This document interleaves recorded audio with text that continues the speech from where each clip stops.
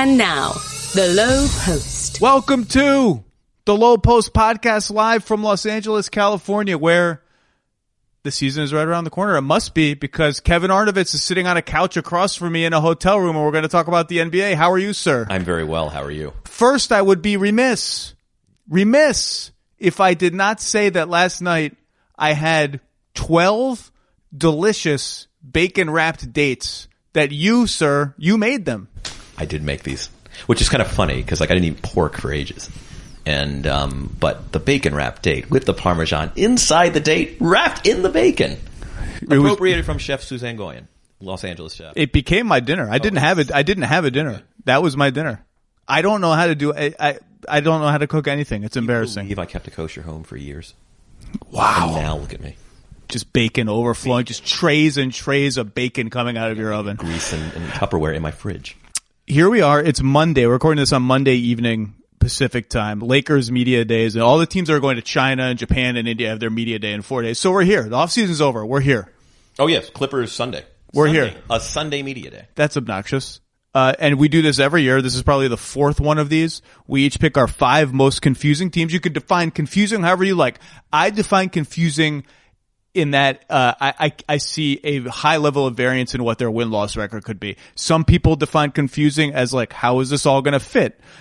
Some people define confusing in other ways. I leave it up. I'm a benevolent host. I leave it up to the guests. You could define confusing however you want. We rank them 1 to 5. We discuss them. It's an annual tradition. Are you ready? Yeah, and actually, to add to you, by the way, I don't think confusing is a pejorative for these teams. Like, I am very bullish on many of my confusing teams. In fact, my bullishness is a source of confusion on one specific case. So I don't hate your team if I am confused by it. It's more I'm trying to figure out. No more caveats. All right, this is the year of no more caveats. I'm not gonna play to the Twitter crazies who are going to accuse me of hating their team no matter what I say. No more. What's Twitter? No more. It's a new year. It's 29. It's going to be 2020. We're going to have to inhabit the moon pretty soon, or Mars or something. It's a new time.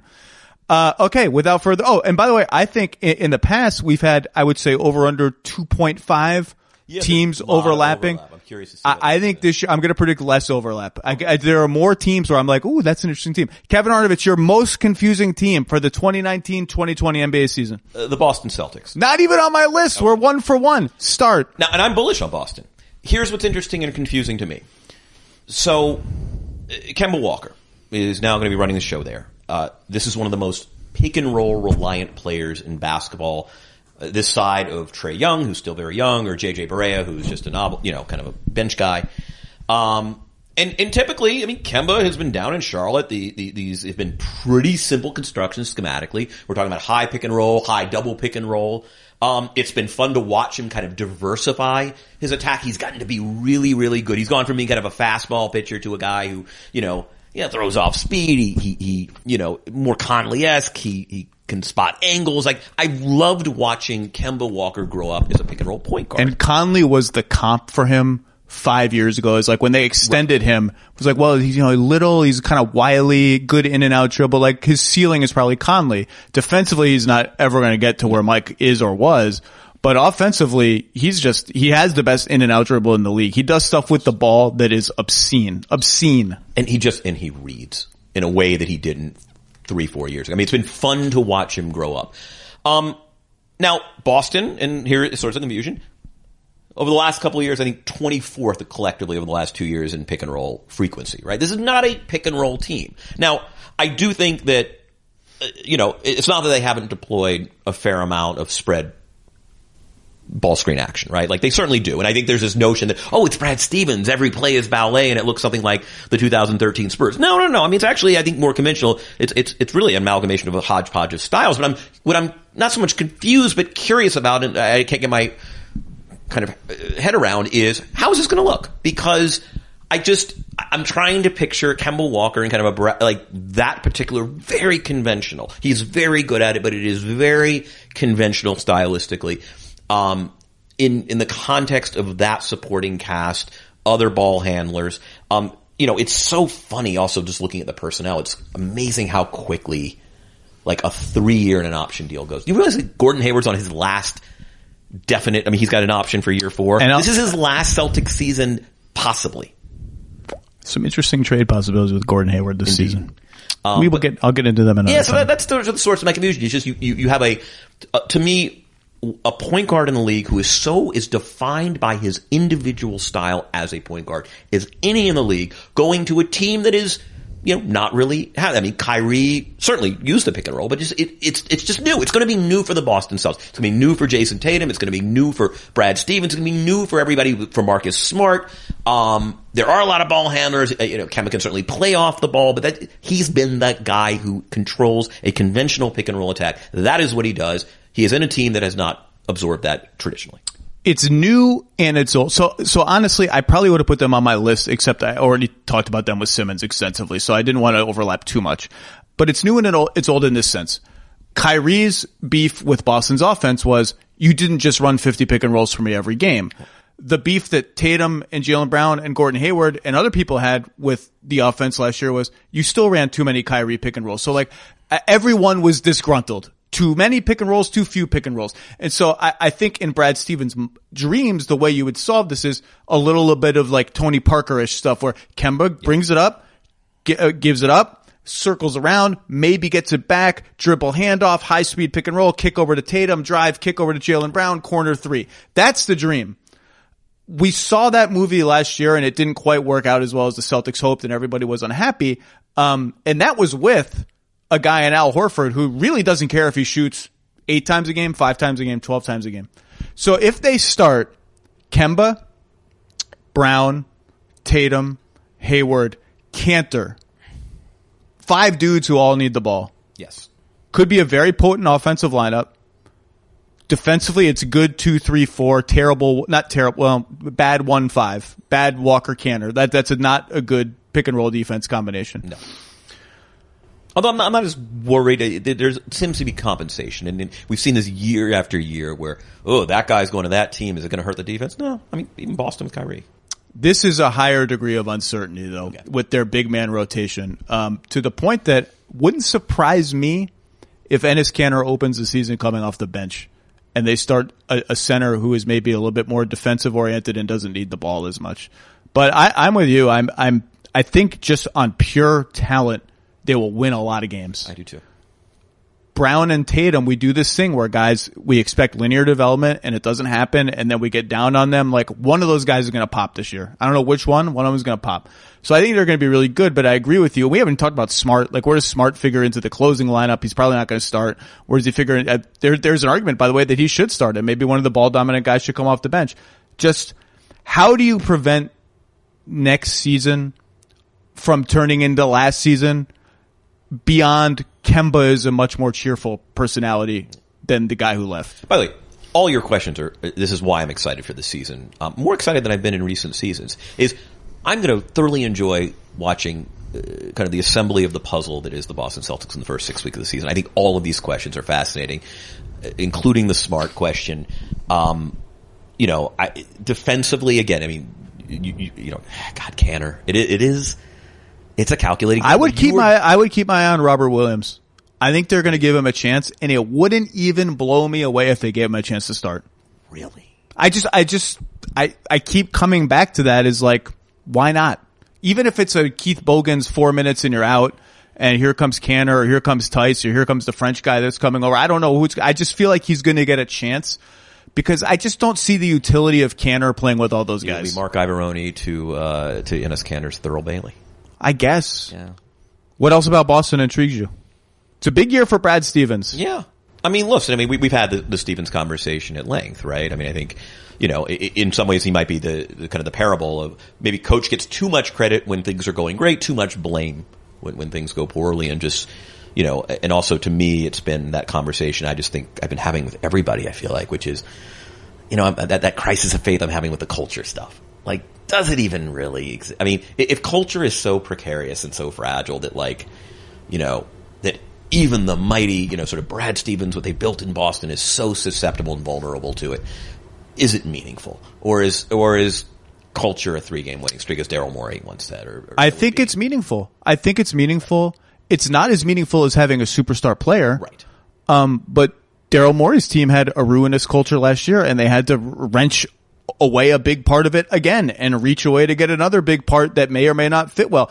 To me, yeah, look, I've written more about culture than anybody. Like, I am a culturalist, but I have to say, but my point is, what you say is true. It's not as important. Like, basically the presence of a superstar can trump or corrode or elevate or is more powerful than the collective culture that either existed before he got there or while, then it does. It's less important than I've believed it to be between the years of 2012 and 2007. But I do think, I think case A of proof that it matters is Portland. And how has Portland been able to beat the Vegas odds every year, remain a constant, really good team? Now, you can laugh all of it. Last year was sort of they got a great draw. They made whatever. They made the conference finals. They won 50 games. They made whatever they won. They made the conference finals. They're good every year. There's roster turnover here. There's luxury tax issues. They're good every year. And Damian Lillard and the culture he sets is a big part of that. And this is an interesting year because they're bringing in Hassan Whiteside, who was a malcontent, and the Heat could not wait to get him off of their team. And there are expectations that last year's conference finals run was not a fluke. Yeah. That we will be talking about Portland. What actually makes a better toothbrush? Is it industrial strength power? Claims of miraculous trendy ingredients? Multiple modes? If you ask your dentist, they'll tell you it's less about the brush and more about how you use it. That's why Quip was created by dentists and product designers to focus on what actually matters for your oral health.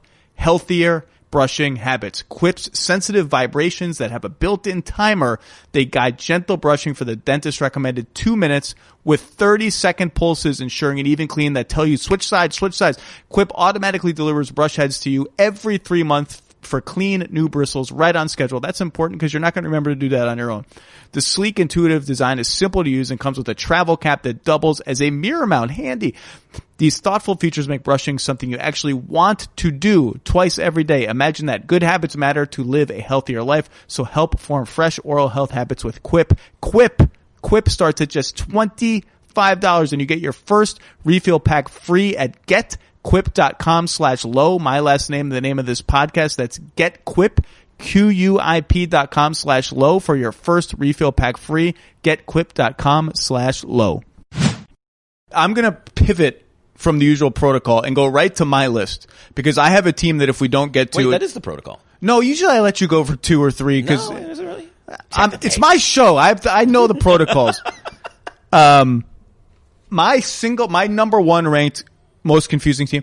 Did I maybe juice the rankings to make sure we talked about this team? Maybe. But on my list, the number one team is the Golden State Warriors. Okay. Did they make your list? They did not make the list and they should have. And now that you mentioned it, I'm like, oh yeah, they're really confusing. So, on the one hand, if you, like me, have said Stephen Curry is closer to being the best player in the league than the 7th best player in the league, and you are a Draymond Green true believer, like I am, it should almost not even matter who else is on the team. They should be a playoff lock, even in a loaded Western Conference, and if Klay Thompson comes back in a timely fashion, a threat to beat anybody in a 7-game series. The Klay thing is hard to project. Okay? And yet, I find myself looking at the Western Conference and how freaking loaded it is. I find myself chastised by doubting the Spurs last season. Worried that I'm doubting Portland again this season. A little higher on Dallas than most people are. A little higher on a couple other borderline playoff teams than most people are. And wondering, is there a world, and not just the cop-out like, oh, if Curry sprains his ankle and misses 25 games, or not just that. Is there a world where they miss the playoffs? Is that a crazy question to you? I think, look, I'm going to say crazy. I think if they're healthy, and I know that's the annoying caveat, but if they're healthy, I think it's so improbable. Here's what makes me nervous. Can I tell you what makes me nervous? If you're saying if they get good health out of both of those guys, I think they are going to make the playoffs. Okay. Let me just say that. I'm going to pick, when I list my 8 playoff teams, which I will do, they are going to be on it. I get nervous when teams, no matter how good their top end talent is, have to play a lot of bad NBA players. It's funny you're saying, I'm looking at the list, right? It's here's their starting lineup. Curry, Russell. I don't worry about the redundancies on offense at all. No. I think Russell will have a really good year there. And if you can shoot and you're playing with Curry and Draymond Green, you're going to have a good year. Now, how they distribute who has the ball and all that, we'll see. Curry, Russell, Draymond, Looney, presumably at center. I am of the school of thought that Looney's maybe a little overrated. He's got the Warriors pixie dust sprinkled on him, whatever. Who's the fifth guy? It's like Alfonso McKinney or Damian Lee is going to get a look maybe, or Alec Burks or Glenn Robinson the third. And like, those are starters. That means all those other guys are like coming off the bench. That's scary. That's scary to me. Now, it's scary even if I looked up the numbers. Are you ready for a good stat? I'm ready. Last 3 seasons, Steph Curry and Draymond Green on the floor, Durant and Klay Thompson on the bench. Best facsimile I could come up with for what this is going to be like. Plus 167 in 715 minutes, equivalent to plus 11 per 48 minutes. That's just ridiculous. Yes. That suggests to me that those two guys are so good. Do you want to hear some of Curry's stats from those minutes? Per 36 minutes? Here's 2 seasons ago. This is according to NBA.com. I almost think it has to be wrong. Klay and Durant off the floor. Steph and Draymond on the floor.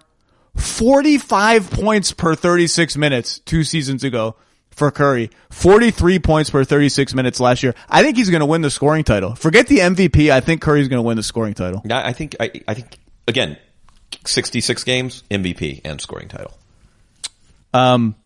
So you're not worried. I guess I'm worried because again, as you say, the margin for error given the lack of depth is startling. How much is their defense going to suffer? Curry and Russell and question mark guy like Draymond. Here's the thing. Draymond can't lose 25 pounds in March this year. It's got to be every game, 100% balls to the wall Draymond Green. Steph Curry's got to bring it every game. Every game in the West is tough. Phoenix will put up a respectable game this year.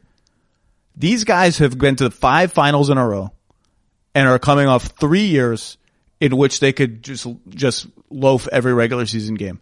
They can't do that. They have to play every game. Are they ready to do that? Are they mentally ready to do that? Are they physically ready to do that? I believe that they probably are because I respect those guys so much. But I am less convinced that they're a stone cold like lock for the playoffs than most people. Yeah, I'm still in lock territory again for every reason you said. I mean, I suppose one could have pause. Draymond got paid. If he were still going into that contract year, maybe there's greater incentive. Are they vulnerable to complacency? Not the complacency of a champion, but just sheer emotional exhaustion from the last several years. Or does Durant's departure almost motivate this kind of secondary run? And I'm kind of we talked about culture. I just think I think Curry and Green are too preternaturally competitive for it to. Now, look, I think the load management is going to be an issue, and there are going to be nights. Look, Curry can't play 82 games. He can't play 70. How are they going to score when Curry's on the bench? The which was a problem when they had everyone. Is it hang in there till late February when Klay comes back, and then we can give you every third game? I don't know. I mean, the load question, given the depth, is an issue. But I still think, I just think they're going to be 50 games that they just win. And look, we saw it as recently as the finals, which was played other than 13 minutes or whatever it was without Durant, and some of it was played without Klay. Without the Klay piece is huge for them, like on both ends of the floor. But there were still stretches where it's like you would look out there and it'd be like Curry, Livingston, Iguodala, Looney, and like someone else who wasn't Draymond. Like no one could shoot except Curry, and he'd still be creating easy buckets for them because he draws 3 guys and everyone else is a pretty good passer, and they bing, bing, bing, bing, bing. And so you do have faith. The drop off from their top 3, their drop off from 2 to 3 is depending on what you think of Russell, maybe big. From Russell to everyone else is like, I gotta count on Willie Cauley-Stein. Like I like the idea of Willie Cauley-Stein. Well, he's a lob guy. They've had good, rim runs. Maybe he can switch a little bit more on defense than the Kings let him. I like the idea of him. The reality of him is he had no offers around the league for a reason. Well, there'll be some buyout help at some point, right? I mean, come March. But again, if you have to ask the question, it supports your thesis. If you have to ask the question, if I'm sitting here saying, yeah, there'll be some buyout help to help with the depth, then you got problems. By the way, I haven't even been to the Chase Center yet, and I'm like just preemptively annoyed by it. I'm already annoyed by it. I'm annoyed by the tours. I'm annoyed by the here are the bells and whistles. I'm just annoyed. I'm somebody who disliked Oracle so much that, I mean, I just, and I've bitched about it on this show incessantly. So when I will stop being annoyed is when I can walk from my hotel in San Francisco to the game. Then I'll be like, okay, I get it. I'm in. Yeah. Small detail on the Warriors. My favorite protected pick of the whole season is the Warriors pick that they owe Brooklyn from the Durant sign and trade thing, whatever happened with Durant and D'Angelo Russell. Top 20 protected. That is a devilishly fun number when you consider that if the Warriors make the playoffs, it's almost impossible for them to keep their pick because you could argue that like maybe only 2 Eastern Conference teams finish with a better record than the 8th seed. So you start to do the math, you get to 10. It's like a juicy little subplot to the season. And the Nets are going to be rooting really hard to get that pick because if they don't get it, it converts to a 2025 second round pick. I don't know that I've ever seen a pick like that. 5-year delay. 5-year delay, and you get one shot at it, and the math is really tight, and then it becomes a second round pick. Very interesting. Okay, back to your list. Kevin Arnovitz, who's the second most confusing team? You teased it. It's the Portland Trailblazers. Not on my list. I told you. For this reason. And this is my confusion. It's not that I think they're confusing. So, I have a deal of reverence for advanced stats, and 538's Carmelo projection has the Blazers at 40 and 42. Our friend Kevin Pelton has them just shy of 41 wins. So now here's what we know: that I've always been an Al-Farouq Aminu guy, and even Harkless last year, though his shooting was poor from distance, both of those guys I think were the upper quartile or quintile in RPM and real plus minus at their position. So they were contributing. And I'm just trying to figure out what is it that these projections are seeing. And they're unemotional. And Pelton even had the caveat that, look, this is a team that has overperformed its projection every single year. To your point, that is culture. Who knows what else. But the point I'm confused about is what am I missing? What deficiencies are these metrics identifying? Is it Nurkic's absence and Whiteside coming in? But here's what we know about Hassan Whiteside. Like, he's really tight with Dame and CJ. Like, has dinner with them when he's in town. Like, if ever, and we've heard about this from guys like Bob Myers for years, right? Which is, look, one of the benefits of having a good culture is you can acquire a guy that everybody else thinks is a malcontent, and because you have a culture, you can absorb it and he contributes. So what is it that these metrics are seeing, Zach Lowe, that I'm not seeing? Because I look at the Portland Trailblazers, and yeah, I know that they're down some. They used to have a surf at a kind of 3-4s, and now they have not enough. None, zero, none of them. And that is a problem. And maybe that's what they're seeing, that there is positional need. I mean, Bazemore is smaller. Hood is not. These guys are they're 2s disguised as 3s at times, but they're really 2s. Is that what they're seeing? Because I still see a hyper competent team that understands how to orchestrate 100 possessions a game of offensive basketball, that will tread water defensively and will produce 47 to 50 wins. Like, they are the new Spurs in my book. The Blazers are the new Spurs. Like, I'm just confident that there's durability, influency, and culture, and enough of all those things that say, we will win 48 games because we are a competent basketball team. I think what you're seeing is Lakers, Clippers, Jazz, Nuggets, Rockets. Say nothing of the Warriors. To say nothing of the Warriors. 5 teams that I think are on paper just better. Then you include the Warriors. Then you include the Spurs. Okay, because the Spurs always have to be included now by law. The Spurs are in, or in the conversation. I wrote the damn bill. Then you have, everyone's got one team of the next group of the Pelicans, the Mavericks, the Timberwolves, whatever, the Kings that you like better than everyone else. And the math just gets tight. Nurkic is way better than Whiteside. I think Whiteside's going to put up huge numbers, by the way. He's just going to get offensive rebounds. He's going to, everyone doubles the guards and he feasts. And Nurkic is another guy like Harkless and Aminu who just rates really well on these metrics. And if he's missing from the equation, the win total goes down. The difference between Nurkic and Whiteside is when Damian Lillard throws a pocket pass to Yusuf Nurkic 20 feet from the basket, he can do something with the ball.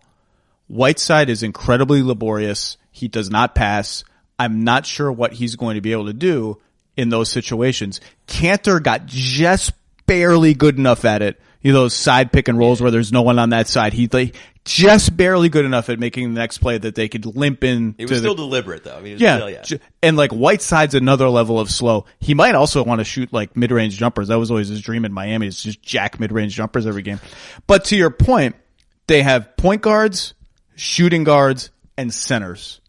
Really, that's what their team is. You can quibble about what Hood and Bazemore are, whatever. They have point guards, shooting guards, and centers. And I include Zach Collins because I do think he projects as a 5. He's good enough to play. I like Zach Collins. He's good. I wrote some skill there, right? Like that man can play the 4. He can play the 4 against certain matchups. And I wrote a whole thing on Zach Collins before Game 7 of the Denver-Portland game. So Portland soccer moms, as Simmons called him, don't tell me I hate Zach Collins. I wrote a whole laudatory thing about him.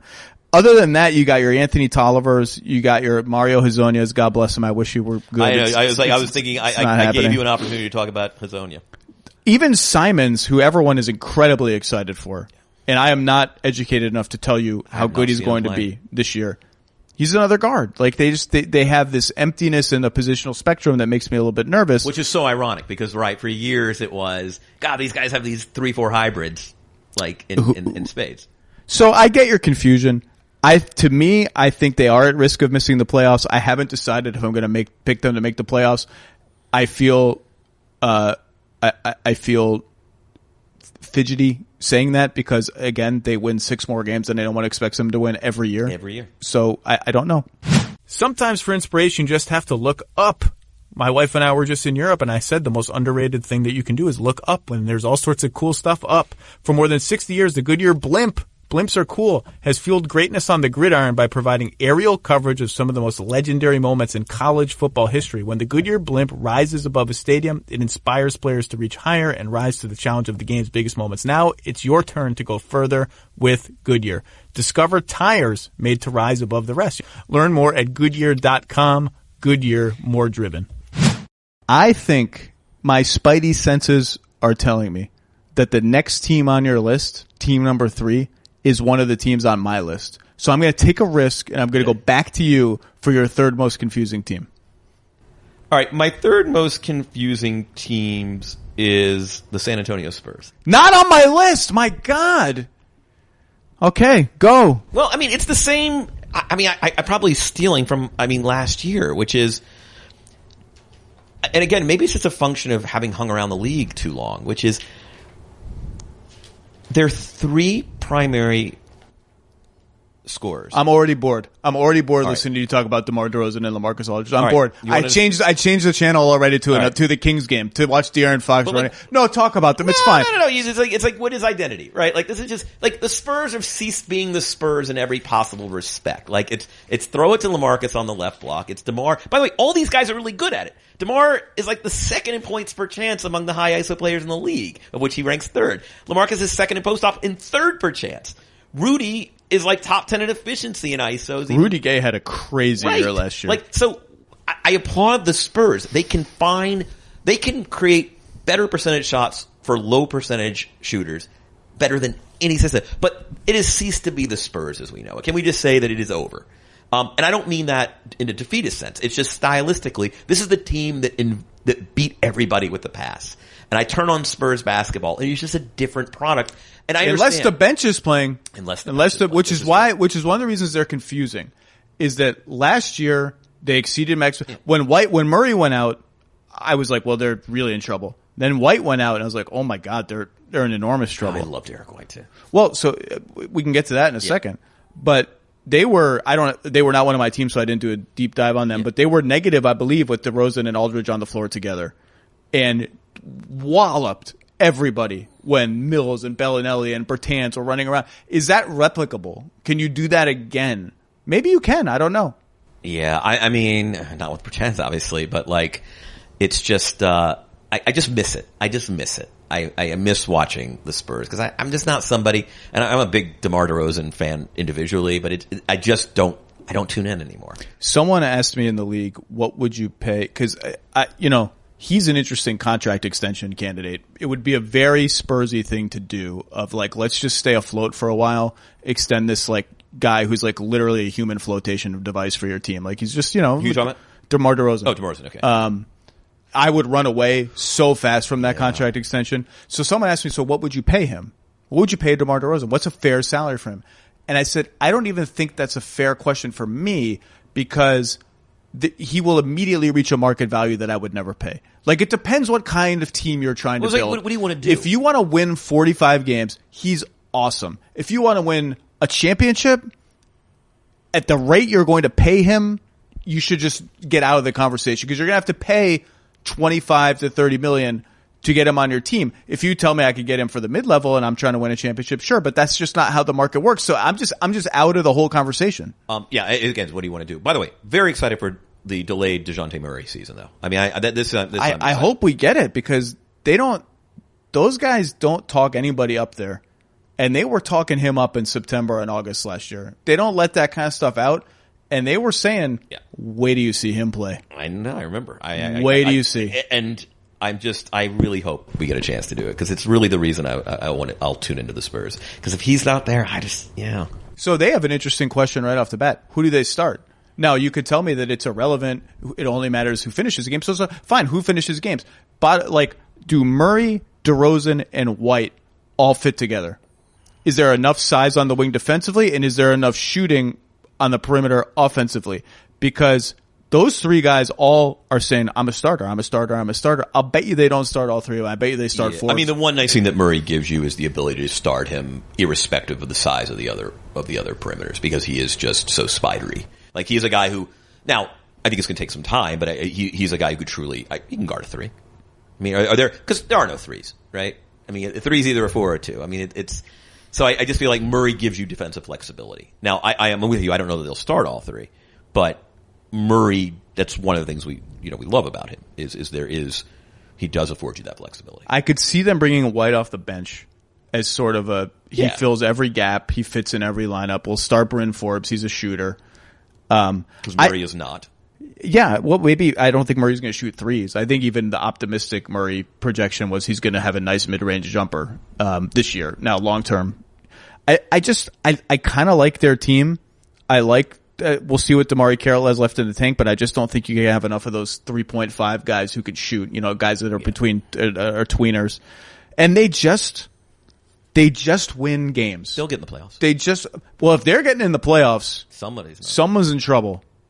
If they and the Warriors are both getting in, someone's in trouble. Who weren't an attendee last year. So, yeah.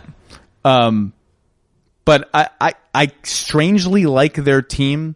The dependence on the bench last year makes me a little bit nervous, but maybe the starters will put up a little bit better numbers this year. DeRozan did get more comfortable as the year went on, and they allowed him to stop shooting threes entirely. I haven't given up on Trey Lyles. Apropos of nothing, I haven't given up on Trey Lyles. I've paid no attention in recent years, or since the trade, previous trade. Okay. The Spurs I get it. All these teams are a little confusing, and then that perimeter logjam, they have interesting questions to answer. But they win games. They just win games. They don't beat themselves. They win games. I'm going to go to the number 2 team on my list. You know what? I'm going to skip right ahead and go to the number 3 team on my list. Skip at number 2. Is number 3 less confusing than number 2?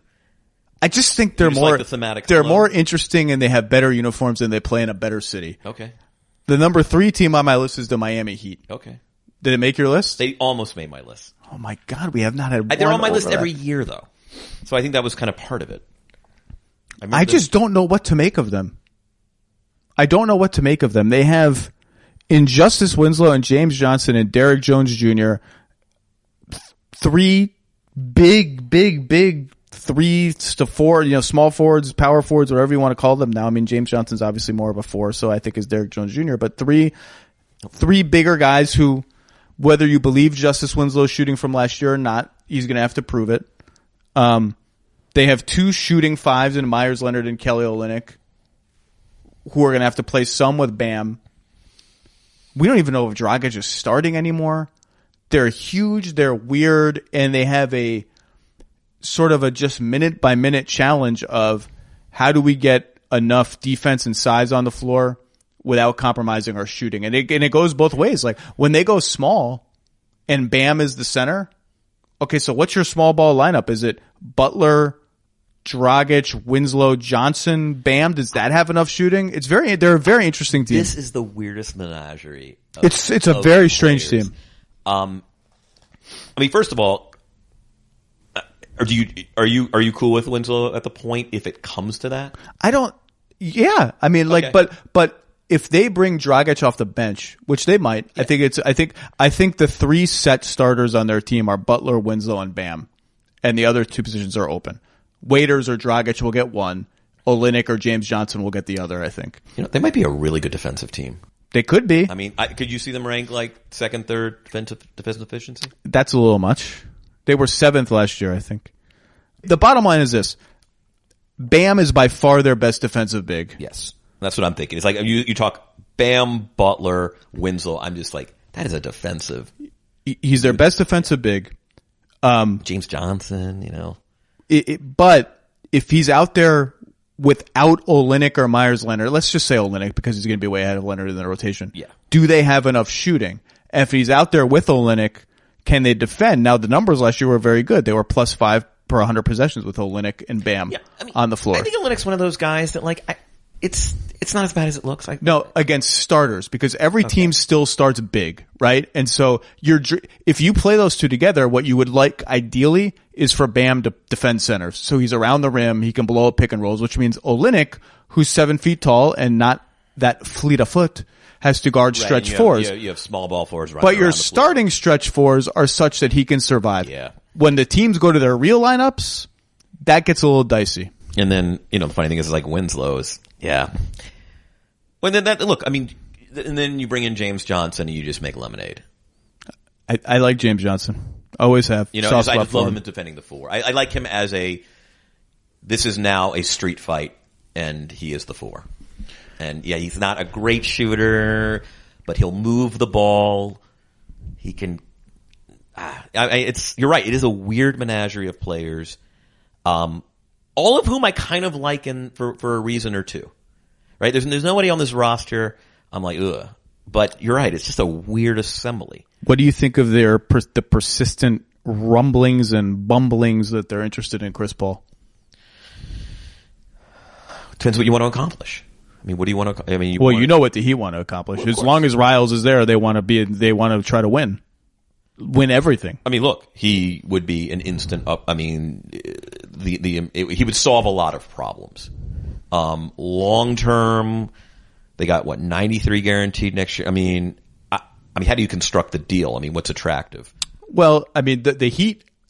I would be blown away if the Heat did not go through this season without making a significant trade because they have Dragic's $19 million expiring contract. They have a $12 million contract in Olynyk with a player option that's attractive. I think Olynyk's pretty good. It's decent. You know what? That is a good deal. Waiters' his contract, he's going to have to prove his health. But they have a bunch of, they can cobble 30-something million together of, depending on who they get back, non-essential for them players, which is rare. Not a lot of teams can say, yeah, we have $35 million of outgoing salary. That's A, non-essential to us, B, not crippling to you. Give us your big money player who's maybe a little bit crippling to you, but still pretty good. That's a hard trade to make. All right, let's do it from the OKC's perspective. And let's say there's not a third team. They're going to demand an asset. They're going to say we got 2 picks and 2 swaps for Russell Westbrook. We need an asset. We need something. And that's where. I mean, they can say it, but all right, look, the truth is they want off that money. I mean, the asset is you no longer have big crooked numbers in your spreadsheet extending forward for Chris Paul. You're getting Goran, and it's off the books next year. You're getting, let's say, Olynyk, and oh, by the way, and it's not over. And by the way, and the Heat, you get a pick. You're getting a pick. They do have a first to trade. I can't remember which one it is. They owe 21 and they owe 23. So I think they can. Well, technically, they could trade 2 years after the 23 pick, whatever that is. So OKC would have to wait till 25, which they might be. I believe the Heat have traded 6 second-round picks in a row, so they've got none of those. Olynyk may be the one that the Thunder have to talk themselves into. Is that's our asset. Because I don't think they're giving up Justice Winslow for Chris Paul. I could see them giving up Justice Winslow for other players who may become available, but not for Chris Paul. By the way, I'm not reporting that. That's just an educated guess. Would they rather? Anyway, we're spitballing here, but would they rather part with a first rounder or Justice Winslow? That the 2025 first or Justice Winslow? If you're Miami, that's what's standing between you and what you envision March basketball in Miami looking like. Would you rather part with Justice Winslow or the 2025 first round pick? I bet the pick. Yeah, I bet I'd rather keep Justice Winslow because I then have his salary still around to help me in trades later. Yeah, because it's a good contract. And by the way, he's also a good player. Yeah. He's also become quite a good player. So just to say you traded for Chris Paul. So the summer of 2021 is what everyone is targeting, right? That's when all the guys are up. Yep. Giannis on down. And the Heat get in rooms with people. You can say whatever you want. The Heat will get you in a room. They'll get you to freaking Prime 120 on South Beach. They'll get you in a room. Is it Prime 120? Did I say that right? I've been there. It's Prime 1. It's Prime some other number. Okay, so it's a Prime 110. A Prime restaurant. Fine. I should know this. They get you in a room is what I'm saying. Riley dumps the rings out. You fall for the bit, the whole thing. Butler and Paul together in 2022, which would be the relevant cap year, make $80 million. Ryan Anderson is stretched. There's 85. There's another 5. That's $85 million. Even if you had no one else on the team, just those 3 guys, you're up to $95 million in guaranteed salary. Up Winslow's option. Forget it. You trade everyone. You trade Tyler Hero. You've traded everyone else. You do not have room for a max offer. Just those 3 guys. So if they trade for Chris Paul, they need to retain other stuff that they can use in a sign and trade for whoever they want to try and get that summer, which is mechanically possible, but it does make your life a little harder. They are confusing. That is a good pick. If they're one of many teams in the Eastern Conference. If they could get Kyle Lowry, I would be really excited about their team. You think Kyle Lowry extends in Toronto? God, that's a good question. I think there's a chance. I think there's a chance. A chance. Depends what he wants. I think he wants one more contract. At his age, if they gave him 3 years, 75, you got to think hard about that. Even though you're taking an annual pay cut. I'm dying to see what Toronto does come mid-season, and let's say they are 6th in the East. What do you do? And it's fairly clear you're 6th in the East without much of a puncher's chance getting past 2 dominant teams, whichever 2 they happen to be. What do you do? And they're not one of my confusing teams, by the way. Masai Ujiri does not operate under a lot of sentimentality. No. Bless his heart. If you can get something good for those guys, I just think practicality dictates that you do it. Because I don't think Gasol or Lowry is going to have more value on his next contract than he does now on an expiring contract. The thing about the NBA, though, is it's not baseball. Like, the idea of the late season rental, the Fred McGriff, we see year after year. What do you get for Lowry mid-season? And I don't mean this is an indictment on Kyle. Like, there historically has not been a rental market in this league. Let's just say it out loud. Kyle, you can get a first. You can get something. There are guys who have been traded mid-season for a bad first-round pick, a lottery top 20 protected first-round pick. Okay. You will get one asset for Kyle Lowry. One. You will get Justice Winslow at the absolute max of that's the best you're going to get, or a pick. I don't even know if you get Justice Winslow. I don't even know if you would. You think they trade for 2 months of Kyle Lowry in Miami? They trade. I'm not sure they would. I'm saying if they could get, then maybe it's Dragic and something else and a protected 2025 pick. That's all you're going to get.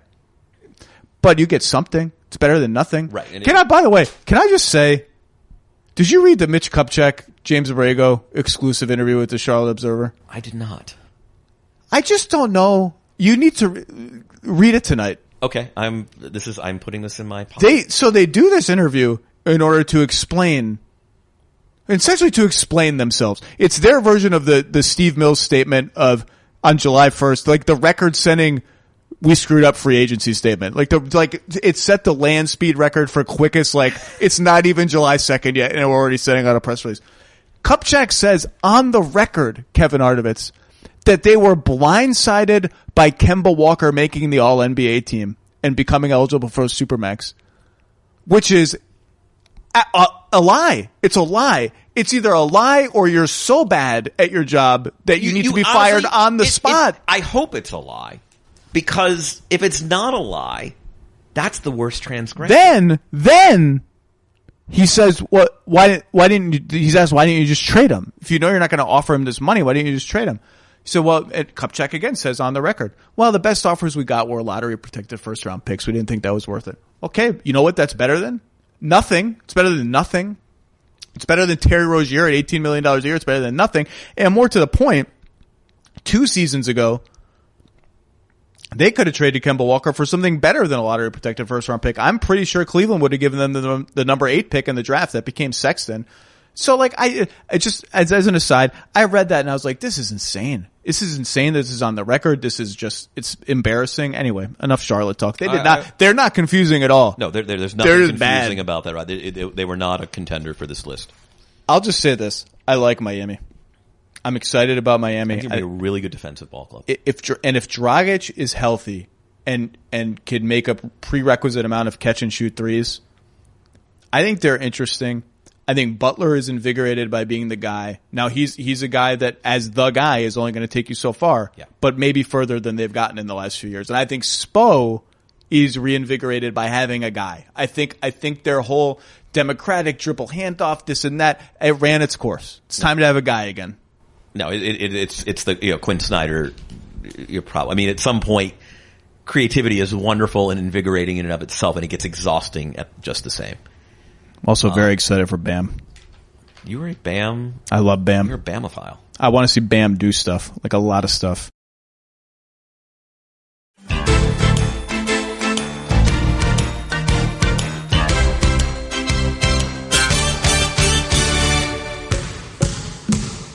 Okay, give me another team on your. We're going back to your list. Okay. I just needed to get the. I needed to talk Heat. You've done 2.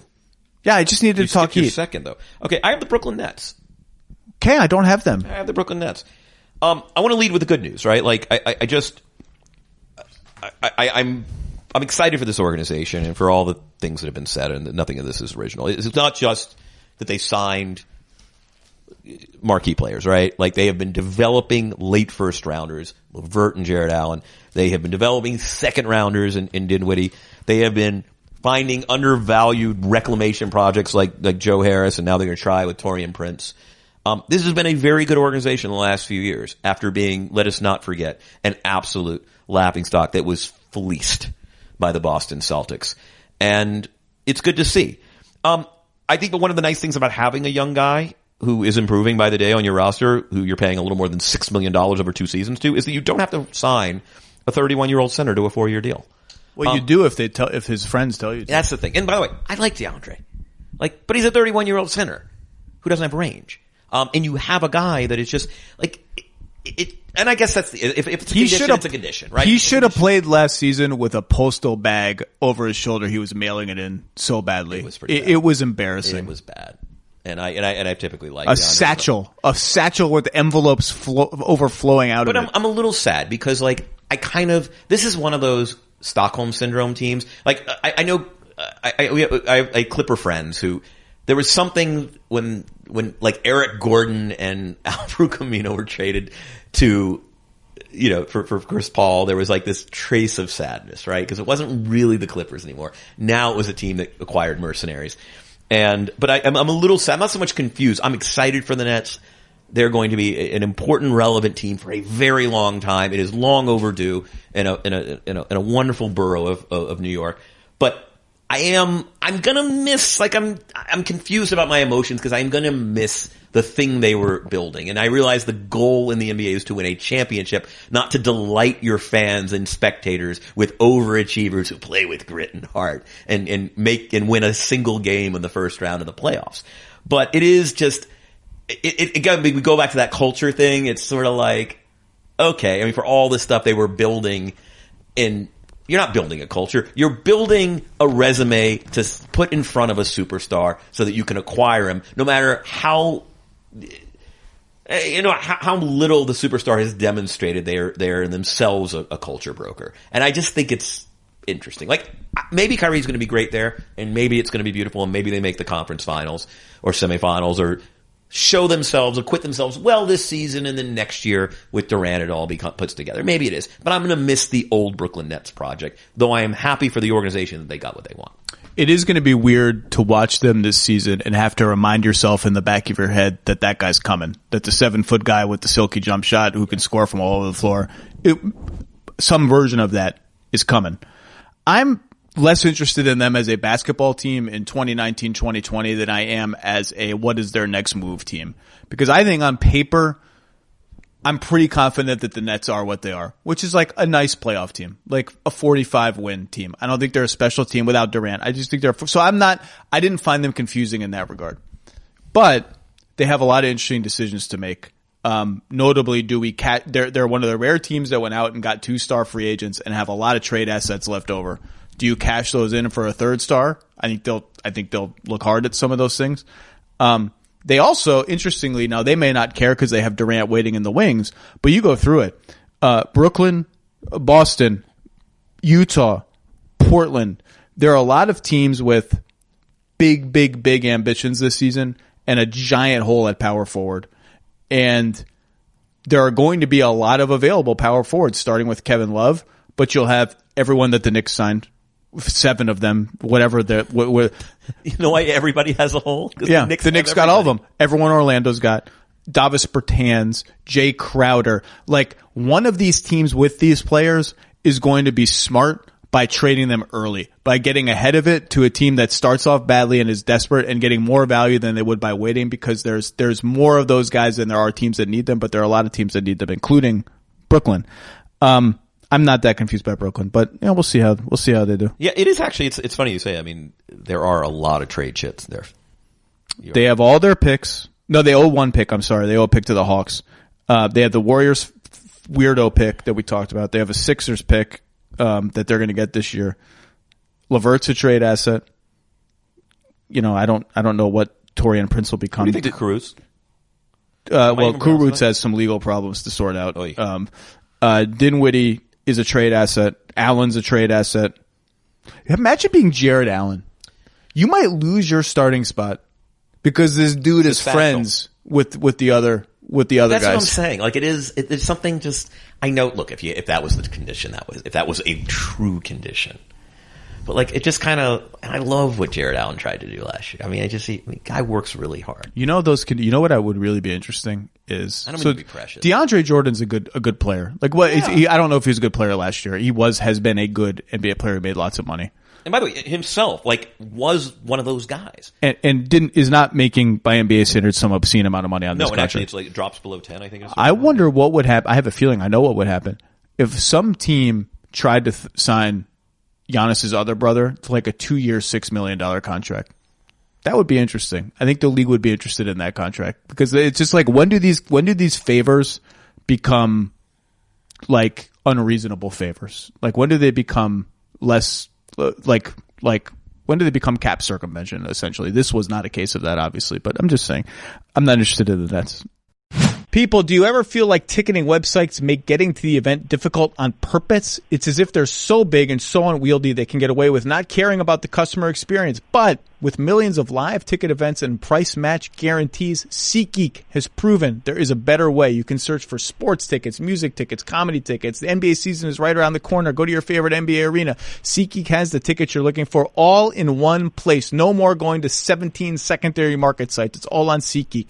They built the fastest way to find tickets. It has an easy-to-use rating system, color-coded. Green dots mean good deals. Red dots mean the deal might be overpriced. It rates every deal from 1 to 10. That's pretty easy to use. It has an interactive seat map. Every purchase is fully guaranteed, so you can shop for tickets with confidence. I've used SeatGeek many times to buy tickets, including to Broadway plays and stuff. It's fast, it's easy, it saves you time. And SeatGeek right now will even give you $10 off your first purchase. All you need to do is use our promo code. So download the SeatGeek app today. Use promo code Lowe, L-O-W-E, my last name, the name of this podcast. Bam! $10 off your first purchase. That could be a decent percentage of a sporting event, a baseball game, a basketball game.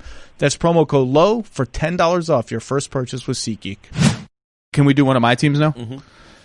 I'm going to give you a pick. Oh, wow. You can pick Sacramento or you can pick Orlando as a confusing team. Pick one. They were numbers 2 and 4 on my list. Let's go Sac, because I always enjoy talking Sac. Sac won 39 games last year. They're going to be a sexy pick to make the playoffs this year. They had a negative point differential, which has been slightly exaggerated. I keep reading about their negative point differential. If you exclude garbage time, they essentially played to their record. Their record is representative of what they were as a team.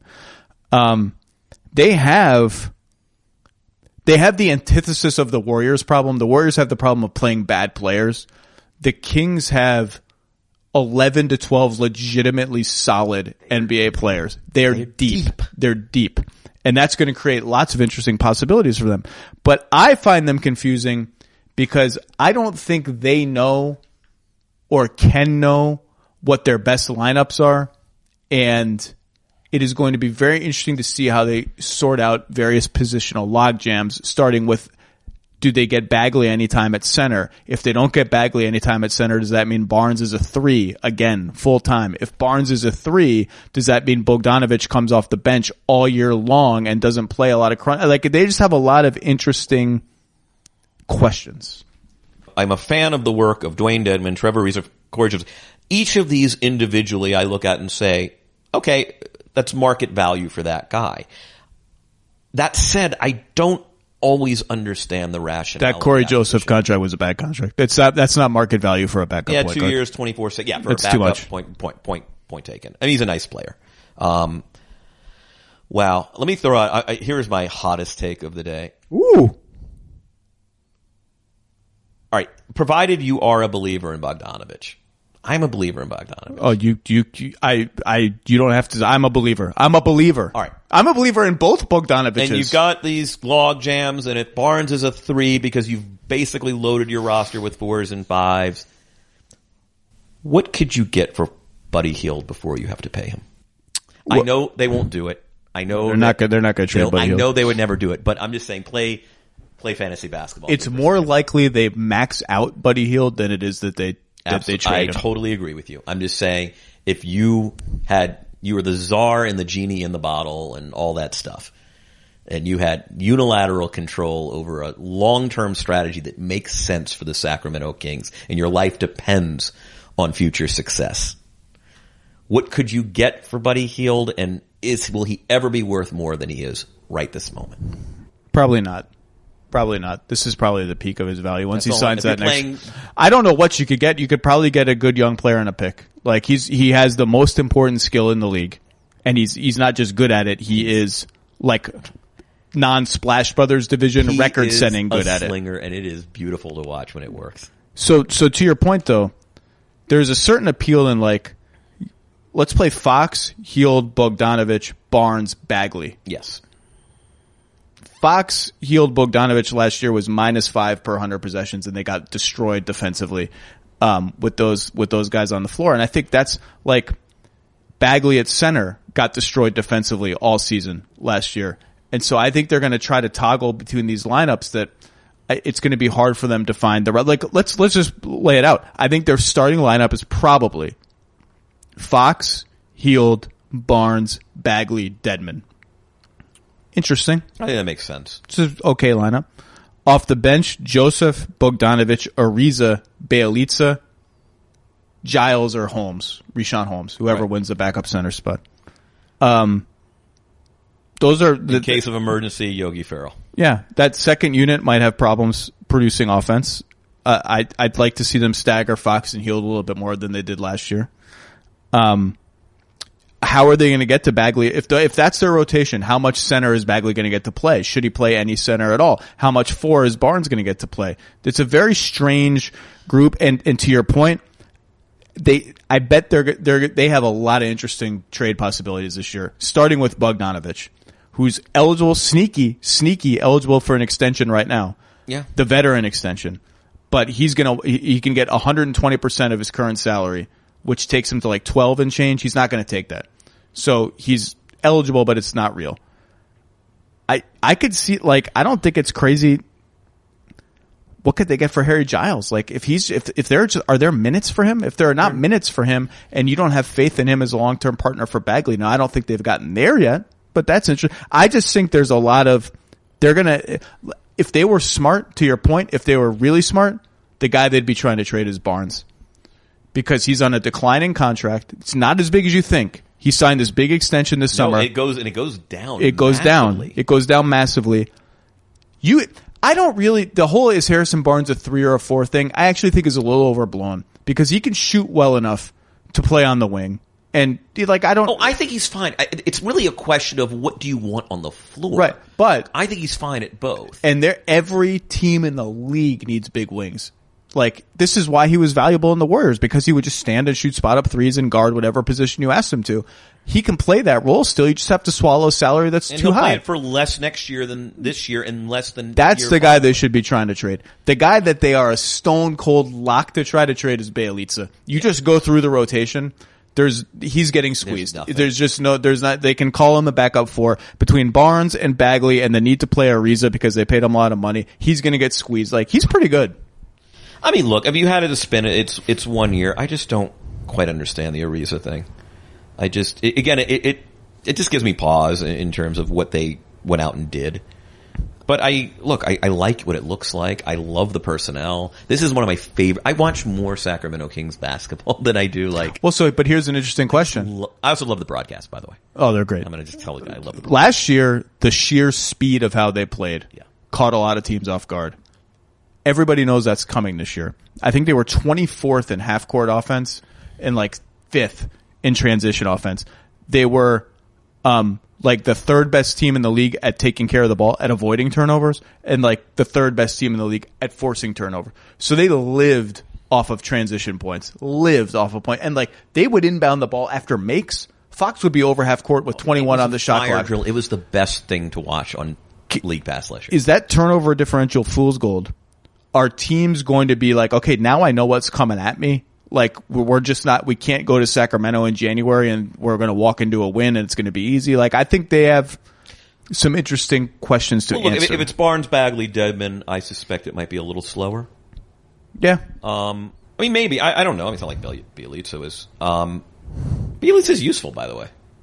Bailey's good. He's a good player. He's a good player. He started towards the end of the year. He's a good player. He started most of the year. I mean, he helped them a great deal last year. It's a fun team. I'm going to enjoy watching it. And I love Giles. By the way, a team I like, trade for Giles, please. It's playmaking big men is just kind of my thing. I'm confused by them, but I also think I would peg their win total right at where it was last year. I don't see a leap coming, and I don't see a decline coming. I just think they're going to be a nice, solid team that misses the playoffs. I would agree with that. Have we hit 4 of your teams? Have we hit how many? Yeah, we've hit 4 of my teams. Then can we hit my other team? Yeah, you have better teams. Well, the 2 teams left on my list are New Orleans, who everyone's talked enough about them, and they're just like a brand new team. They're almost it's almost not. It's just they're just a brand new team. Let's see, Orlando. Okay, you were not curious about Orlando at all? Not even a candidate to get on your list? Oh, Orlando, land of the big men, land of the giants, land of the power forwards. Lands of the 4 or 5s and the 4 or 5s. I guess, sure. They're confusing. The personnel, it's one of those wacky teams with positional gluts and positional holes, and but that's okay because they're still sort of finding themselves. I don't know. What's confusing about them? Well, they're just a classic team of they made the playoffs, but I think they finished the year 20-8, and so it's is that real? Was that real? Was the 45 games that came before real, or was the hot start to the hot end to the season? They were the number 2 defense, I think, or number 1 defense after January 15th. Is that real? Can they score enough? They were 22nd in offense last season, and even in their hot streak, they were 15th or 16th. Was the way they finished the season indicative of a 50-win team waiting to happen, or was it a little overblown and they're sort of the same old mediocrity? I think it's probably the latter through no lack of effort. I'm trying to, I watch them in the playoffs. I mean, look, on a great night, it's a nice pick and roll attack with Augustine and Vooch. They're really athletic and long and bother teams defensively. And there were times they really bothered the Raptors in that series, and I covered that series. I just, who on the wing is making a play for me? Because how do you get to be 24th in offense even though you look around and say there's some good personnel here? Can anybody on the wing create off the bounce? And I just think, if the answer is, Fournier, Gordon isn't really a wing, but he's got really athletic. There's this there's not a lot. It's a very provisional offense, and the personnel is limited in terms of creation. And I just don't think a team with this lack of creation is ever going to sniff 50 games. I could be wrong. And by the way, I really like what's going on there. I like being around that team. I hope they're successful. Do you see the shot creation? Where do you see it on that roster, Zach? Well, their starting wings will be Fournier and Gordon, as you said. Okay, I mean, I get what you're saying. Like, those guys ideally are, along with Isaac, are secondary ball. They're catch, pump, fake, and go. Gordon wants to be more than that, and he's a fascinating player in that regard. Fournier, it just hasn't seemed to happen in the NBA. Like, he's a nice player. It hasn't really happened. Isaac is a wild card. You got Aminu now, who, by the way, another, not a guy who's he's an anti-creator. He does so many great things for you. Frankly, things they already kind of do well. If ever there was a team that didn't need Al-Farouq Aminu in their 24 teams, who could desperately use Aminu, it's interesting that he ended up in a place where I think he's a little redundant. Yeah, it's going to be interesting to see how they set the rotation. I mean, like, it was interesting to me that Clifford came out in the media last week and anointed Bamba the backup center and Kem Birch as the third stringer. Or a sentence? Well, I mean, my point is their bench was horrific and bleeding points until Bamba got hurt and Kem Birch stepped in and he didn't do it single-handedly. They had other players, but like, what is their bench? Is it Fultz? When is Fultz that's playing? The wild card. You ask, like, who's the creator? And the answer, I think they would like the answer to be by January 1 or February 28th. The answer is Markelle Fultz. But I don't know. DJ Augustine, I think, makes $7 million and change this year. That's a guy, if you went and offered him an extension off that number, 120% of that number, he'd have to think hard about taking it based on where he is in his career. I'm a little surprised I haven't heard any chatter of that being a possibility, because unless they know something about Fultz, even beyond that they picked up his option, like, who's playing point guard for them next year? You think that, like, they would have some interest in at least, like, oh, this is a nice placeholder point guard, does a job for us. I'm surprised we haven't heard more of that. Yeah, to your point, those are secondary creators that are playing with a point guard who's not going to break the defense down enough to make their life easy as secondary creators. I'm just intrigued because I do think Isaac has just career trajectory. It's his third year. He should make a leap. And I really like what I've seen. I think Gordon has another gear to get to and another player to become. We can talk about that. I think their defense was real-ish. Yeah. I think it was. There's nothing in their numbers that screams. Teams did not shoot well on wide open threes against them, but they allow the right kinds of shots. They were not a huge outlier in open 3-point percentage against. I think their defense was like real-ish. Other than Augustine, they are enormous at every position. And just forget, like, the quality of size. Like, what size if you were 4 inches above normal this is like the Kyle Korver rule. It's like every year Kyle would rate perfectly decent in defense, even plus. And people, well, that's not right. Advanced stats. And I was like, no, the guy's enormous. Like, they are enormous at every position other than point. And that lineup worked last year. Now, it didn't work well in the playoffs, but Isaac, Gordon, Vucevic at 3, 4, 5 was like plus 2.5 per 100 possessions. It worked. It offends my sensibilities, but it works. And you got to appreciate the practicality of that. I think they're a really solid team. I don't know. I'm just curious about, do they have another, particularly on offense? Because offensively, it's just it looks pretty. They have a high assisted rate.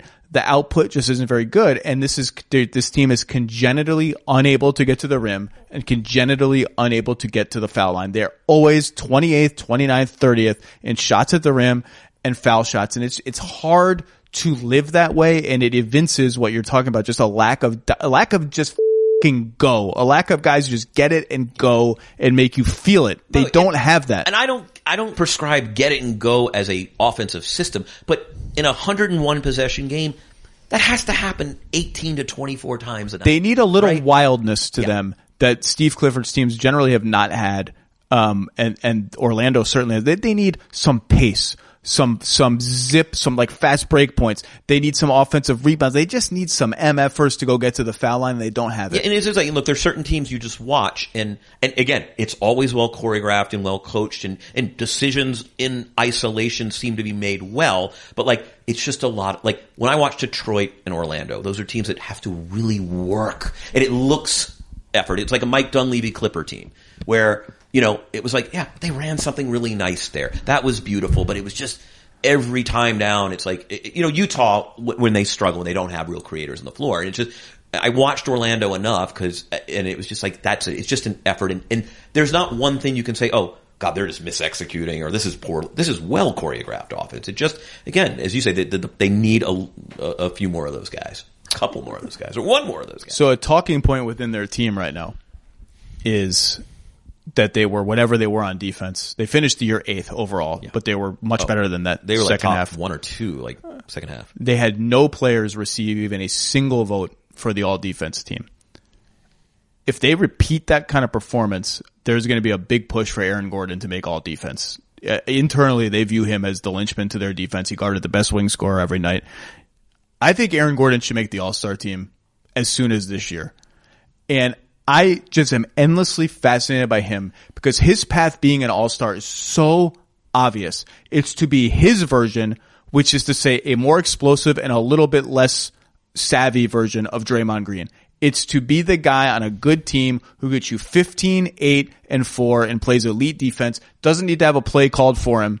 Like Aaron Gordon can walk into 15 points a game. Yeah. He can run and cut an offensive rebound. He doesn't need to run one pick and roll to get 15 points a game. And the struggle for him to just reconcile, like, that's his NBA destiny. If he wants to be a star, that's how he becomes a star. If he can do that on this team and they're good and there's all defense buzz, like, I think he's an all-star level player in the East. He's not as cerebral as Draymond. That's what I'm saying. Cerebral is the word. Like, he's never going to read the game that way. Right. Never. And by the way, there are 5 guys in the world. Infinitely more athletic than Draymond. Right. So. No one reads the game like Draymond. He's a genius. Yeah. He's a basketball savant. He's a genius. Aaron Gordon does not, but he averaged 4 assists a game last year. Very quietly, Aaron Gordon averaged 4 assists a game. He's a good passer. He is a good passer. He's explosive. He's a good secondary playmaker. Is sort of, yeah. They're just, the decision making is he said it. He wants to be LeBron. He wants to run pick and roll. He wants to average 25 points a game. His path to being an all-star is the other way. And the sooner he figures that out, the sooner he's going to be an all-star, and the sooner the Magic are going to click into a better place than they are, because he's really, really good. I feel like Cliff could sell him on that. I don't know. Players are hard sells. Like, when you tell them things they shouldn't be doing. If you told me Orlando finishes 3rd in the East, I don't think that's outlandish. Most casual fans would think that's outlandish. I'm not going to pick them. If you tell me they finish 4th, I wouldn't think it's outlandish. If you tell me they're better than Boston, Philly, or Milwaukee. So I'm a little lower on Boston than most people. Yeah, I'm pretty high on Boston. But I think Boston is clearly the favorite to get that spot. That 3rd spot? Yes. I think Orlando's as good as any other team in the conference. I think there's a solid case. I do worry. It's a lot of work. It's a lot of work. Well, those are my confusing teams. We didn't, as predicted, we had no overlap. As I said at the beginning, there's so many, and like we didn't get to Dallas, who has this dude coming back, yeah. Like their second most important player didn't play last year. Dallas was one of those confusing because I just don't know what it is. And because no one knows what it is because it's all new. I had someone from an Eastern Conference team text me, when I tweeted that we're doing this podcast, so the Knicks must be on your list. And I said, no, I'm not confused by the Knicks. They're really bad, and they had a bad summer, and there's no light at the end of the tunnel. The tunnel has been barricaded on both sides. It's like the tunnel in Runaway Train. Yeah, there's giant boulders barricaded. They're just bad. They're a bad team. That's worse than they think they are. And poor Fizz. History would suggest Fizz is getting fired. That's just Knicks history. Knicks, they hire coaches, they disappoint for reasons that are outside the coach's control for some or most part, and the coach gets fired. Then they start it over again. I hope not. I think Fizz is a good coach. I'd like to see him just get some runway there. If he feels like he's getting fired, if he can feel it coming, I want him to play all the power forwards at the same time with Mitchell Robinson. This is the team you gave me? This is the team? Marcus Morris, you're playing point guard. So we're looking at a lineup of Randall, Portis, Morris, let's say Gibson, and Mitchell Robinson. Throw them all out there. We're going to bring big ball back. We're going to switch everything on defense. Marcus, Randall, you can put the ball in Randall's Julius hands. Randall's my point center. Randall's my point. Point center. And Portis and Morris can move it. They can both shoot threes. Yeah. Mitchell Robinson can dive down the lane. So I'm saying like Taj Gibson. So let's do this. Taj Randall Gibson at the exists. 1, Morris and Portis at the 2 and the 3. Yeah, and the other 2 guys, Gibson at the 4 and Mitchell Robinson at the 5. If Fizz thinks he's getting fired in November, I think if Fizz doesn't think he's getting fired, he should do that. He should play that lineup. Oh yeah. Yeah. By the way, Knicks fans, Mitchell Robinson is in my 6 most intriguing players for the season column, so I'm excited about that. I just as a New Yorker, I'm getting fed up. I'm so envious of Los Angeles. The weather is amazing, and it's not only is it the basketball capital of the world in the summer because all the players live here, now both teams are awesome at the same time. And the Nets, fine. The Nets are a nice story. Durant comes back. The Knicks just suck. Every year they suck. There's no hope for them to not suck. We thought there was hope for them to not suck all of last year. The prospect of the Knicks not sucking was dangled before me like I was Tantalus in Greek mythology, and it didn't happen. And now why would you come? I can't wait for the first, who's going to have cap room for Giannis in 2021? The Knicks. Why? Oh. I'm so. Do you know what's going to happen if Porzingis starts the season on fire? Sisyphus in Greek mythology, so there you go. If Porzingis comes out and is averaging 30 and 10 in the first month of the season, and he starts every season on fire anyway, I think the fan protests are starting at Halloween.